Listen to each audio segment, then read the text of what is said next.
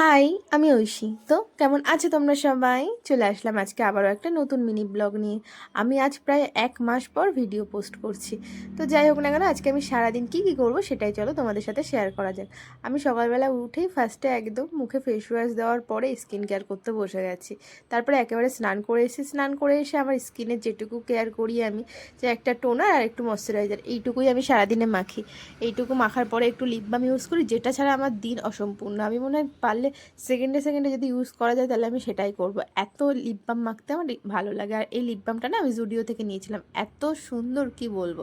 তারপরে গিয়ে দেখলাম যে পুজো দেওয়া হয়ে গেছে, তার জন্য তো আমার আর পুজো দেওয়া লাগলো না। তারপরে আমি যেহেতু সকালে চা খাইনি, তার জন্য বসে গেলাম চা খেতে।